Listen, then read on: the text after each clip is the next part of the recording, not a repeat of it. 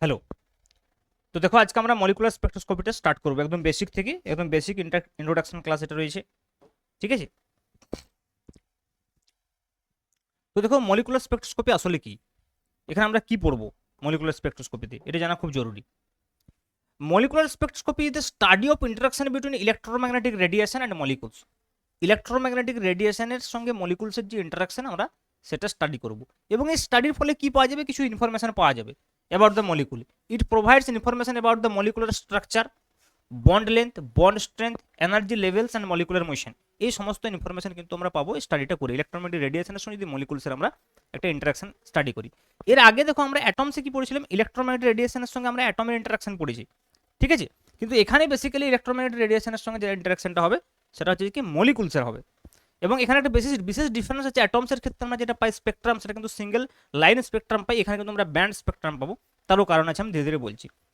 দেখো প্রথমত types of molecules আমরা জানবো যে দু ধরনের মলিকুলস, একটা হচ্ছে হোমোনিউক্লিয়ার মলিকুলস, একটা হচ্ছে হেটারোনিউক্লিয়ার মলিকুলস। হোমোনিউক্লিয়ারে কি থাকে দেখো, আইডেন্টিক্যাল অ্যাটম থাকবে, যেমন ধরো H2, দুটো সেম অ্যাটম রয়েছে N2O2, এবং এদের কোনো পার্মানেন্ট ডাইপোল মোমেন্ট থাকবে না। কিন্তু হেটারোনিউক্লিয়ার মলিকুলে যদি দেখো, এখানে কি ডিফারেন্ট টাইপস অফ মলিকুলস আছে, যেমন ধরো HCl, এবং এদের একটা ইলেকট্রোনেগেটিভিটির পার্থক্য, তারপর একটা ডাইপোল তৈরি হবে। ঠিক আছে।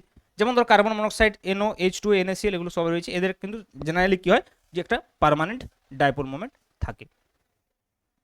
এখন দেখো এই যে মলিকুলস বলছি, এই মলিকুলের এনার্জি লেভেল যদি আমরা দেখি, একটা মলিকুলস মূলত তিন ধরনের এনার্জি লেভেল প্রজেস করে। একটা হচ্ছে ইলেকট্রনিক এনার্জি, ভাইব্রেশনাল এনার্জি, আর হচ্ছে রোটেশনাল এনার্জি।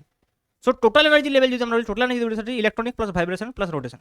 এবং এখানে আমরা যদি এর অর্ডারটা দেখি, তাহলে ইলেকট্রনিক এনার্জি দেখা যাচ্ছে সবচেয়ে বেশি হয়, তারপর ভাইব্রেশনাল হবে, তারপর রোটেশনাল হবে। এবং তাদের যদি এনার্জির যে ইন ম্যাগনেটিউড অর্ডারটা দেখি, তাহলে আমরা এই অর্ডারটাতে পাবো। ক্লিয়ার। নেক্সট দেখো এই যে অ্যাকচুয়ালি মলিকুলার মোশন কি হচ্ছে, যে রোটেশনাল এনার্জিটা আমরা বলছি করসপন্ডিং টু রোটেশনাল এনার্জিটা কোথা থেকে আসছে, রোটেশনাল মোশন থেকে আসছে। সিমিলারলি ভাইব্রেশনাল এনার্জি কোথা থেকে আসছে, ভাইব্রেশনাল মোশন থেকে আসছে। সিমিলারলি যদি আমরা ইলেকট্রনিক এনার্জি বলতে, ইলেকট্রনিক মোশন বলতে jump between two electronic orbital. ঠিক আছে। মলিকুলার অরবিটালে যখন ইলেকট্রন জাম্প হবে একটা থেকে আরেকটা। তো রোটেশনাল মোশনের ক্ষেত্রে কিন্তু entire molecules rotate about its centre of mass occurs in microwave region. তো মাইক্রোওয়েভ রিজিয়নে কি হবে, এটা ঘটবে পুরো যে রোটেশনাল এন্টায়ার যে মলিকুল যে রোটেশন হবে, যার ফলে রোটেশনাল স্পেকট্রোস্কোপি আমরা পাবো, সেটা ঘটবে কিন্তু এন্টায়ারলি ইন মাইক্রোওয়েভ রিজিয়নে। সিমিলারলি যে atoms vibrate about equilibrium position, এবং এখানে কিন্তু এটা অকার্স হবে কোথায়, ইনফ্রারেড রিজিয়নে। এবং মনে করো ফর এক্সাম্পল আমি সিম্পল বলছি, একটা HCl মলিকুল যদি আমরা বলি, তো এই HCl মলিকুল যদি আমরা রোটেট করে about it centre of mass, তাহলে যেটা আমরা পাবো সেটা হচ্ছে যে রোটেশনাল স্পেকট্রাম পাবো। সিমিলারলি দেখো এটাকে আমরা অনেক সময় কি বলি, যে এর যে বন্ডটা আছে স্প্রিং টাইপের, তো এই যদি ভাইব্রেট করে এইভাবে এইভাবে, অথবা বন্ডটা বেন্ড হতে পারে, তো তখন আমরা সেক্ষেত্রে কি বলবো, ভাইব্রেশনাল মোশন পাবো। এবং টু কমন টাইপ হচ্ছে, একটা হচ্ছে স্ট্রেচিং আর একটা হচ্ছে bending. Stretching may be symmetric or asymmetric. তো এইটা হচ্ছে যে বেসিক্যালি ভাইব্রেশনাল মোশনের জন্য হবে, এবং সেটা ঘটবে ইনফ্রারেড রিজিয়নে, আর এটা হবে মাইক্রোওয়েভ রিজিয়ন, রোটেশনাল মোশন। ঠিক আছে। সিমিলারলি দেখো ইলেকট্রনিক মোশন আমরা যদি দেখি, electronic jumps between molecular orbitals, এটা কিন্তু অ্যাটমিক অরবিটাল নয়, মলিকুলার অরবিটাল, এবং এটা ইউভি রিজিয়নে হবে। মলিকুলার অরবিটাল বলতে আমরা কি জানি, মনে করো suppose this is plus, this is minus একটা মলিকুলস, তো মলিকুলার অরবিটাল এরকম টাইপের হয়, তোমরা জানো। Okay. So this kinds of molecular orbital no. তো এই মলিকুলার অরবিটালসে যখন আমাদের ইলেকট্রন জাম্প হবে একটা অরবিটাল থেকে আরেকটা অরবিটালে, এবং সেটা ঘটবে ইউভি ভিজিবল রিজিয়ন, তো তার সঙ্গে করসপন্ডিং আমরা পাবো ইলেকট্রনিক স্পেকট্রাম। ঠিক আছে। তো দেখো মলিকুলার এনার্জি লেভেল ডায়াগ্রাম আমরা যদি দেখাই, এখানে দেখতে পাচ্ছি ইলেকট্রনিক লেভেল রয়েছে, ভাইব্রেশনাল লেভেল রয়েছে, এবং রোটেশনাল লেভেল রয়েছে। এবং for each electronic level there should be different vibrational level. Similarly, for each vibrational level there should be different rotational level. তো এই জন্যই কি হচ্ছে, যখন ইলেকট্রনের ট্রানজিশন ঘটবে তখন আমরা একটা ব্যান্ড পাবো, একটা পার্টিকুলার লাইন পাবো না। Thus each electronic level contains many vibrational level, each vibrational level contains many rotational level. তাহলে for every electronic level several vibrational level exist, for every vibrational level several rotational level exist. ঠিক আছে। এবং এখানে যদি আমরা গ্যাপটা দেখি, energy gap, সেটার ক্ষেত্রে কিন্তু আমরা দেখবো যে দুটো যে ট্রানজিশন বিটুইন টু ইলেকট্রনিক লেভেলের যে গ্যাপটা হবে, সেটা কিন্তু গ্রেটার দেন হবে ভাইব্রেশনাল লেভেলের, এবং গ্রেটার দেন হবে রোটেশনাল লেভেলে, সেক্ষেত্রেও কিন্তু।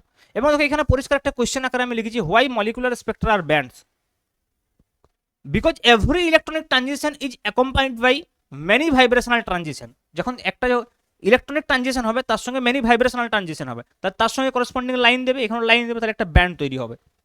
And every vibrational transition contain many rotational transition, therefore one electronic line many vibrational line এবং each vibrational line many rotational line, hence band spectrum is produce. তাহলে একসঙ্গে বাঞ্চ অফ লাইন পাবো, মানে আমরা সেখানে একটা ব্যান্ড স্পেকট্রাম পাবো। এই জন্য কিন্তু মলিকুলার যে স্পেকট্রাম সেটা ব্যান্ড স্পেকট্রাম হয় আদার দেন ইলেকট্রনিক স্পেকট্রাম। তো যেটা আমরা এখানেও এভাবে ডায়াগ্রামের সাহায্যে দেখিয়েছি, দেখো electronic ground state, electronic excited state. তো এখানে দেখো corresponding to electronic state there are many rotational level এবং vibrational level, corresponding vibrational level there are many rotational level. Okay, তারপর যখন ট্রানজিশন হবে আমরা তখন কি ডিফারেন্ট সেগুলো পাবো। এই বিষয়টাকে এখানে লেখা হয়েছে electronic radiation interaction with molecules, energy absorbed or emitted হবে, ইলেকট্রনিক ট্রানজিশন হবে UV visible, contains vibrational transition হবে সেখানে আইআর ইনফ্রারেড আমি আগেই বললাম, কন্টেন্স রোটেশনাল ট্রানজিশন হবে সেখানে মাইক্রোওয়েভ। ক্লিয়ার? তো এইভাবে কিন্তু আমরা মলিকুলার স্পেকট্রোস্কোপি পাবো। তো পুরো এই বিষয়টা আজকে যে ইন্ট্রোডাকশনটা আমি বললাম এই ভিডিওতে, সেখানে আমরা বেসিক্যালি কী কী জানলাম। ইলেকট্রনিক ট্রানজিশন যেখানে আমরা ইউভি ভিজিবল রেঞ্জে দেখবো 10 ইলেকট্রন ভোল্টের আশেপাশে, ভাইব্রেশনাল ট্রানজিশন যেখানে আমরা আইআর দেখবো ইনফ্রারেড রিজিয়নে 10⁻⁻1, রোটেশনাল ট্রানজিশন দেখবো মাইক্রোওয়েভ রিজিয়নে 10⁻³ ইলেকট্রন ভোল্ট। এখানে একটা বিষয় বলে রেখে আমরা পিওর রোটেশনাল পেতে পারি, পিওর রোটেশনাল, কিন্তু যখনই আমরা উপর দিকে যাব তখনই কি হবে, যখন ইলেকট্রনিক কি পিওর হবে, ইলেকট্রনিক্স সঙ্গে সঙ্গে ভাইব্রেশনাল রোটেশনাল অলরেডি থাকবে, যখন ভাইব্রেশনাল করবো ভাইব্রেশন রোটেশন অলরেডি থাকবে, কিন্তু আমরা পিওর রোটেশনাল স্পেকট্রাম পাবো যদি শুধুমাত্র রোটেশনের কথা বলি। এবং এনার্জি অর্ডার আমি আগেই বললাম E e greater than E v greater than E r, এবং সেম অর্ডারে এদের গ্যাপও থাকবে। ইলেকট্রনিক লেভেলের সঙ্গে মেনি ভাইব্রেশনাল লেভেল থাকবে, তার সঙ্গে মেনি রোটেশনাল লেভেল থাকবে। অ্যাটমস প্রডিউস লাইন স্পেকট্রাম, যেটা আমি বারবার বলছিলাম, but molecules produce band Spectra. তো এইটুকু বিষয় মোটামুটি তোমাদেরকে একদম বেসিক ইন্ট্রোডাকশন যদি আমরা বলি মলিকুলার ফিজিক্সের, তাহলে এইটুকু বিষয় খেয়াল রাখতে হচ্ছে। ওকে, থ্যাংক ইউ ভেরি মাচ।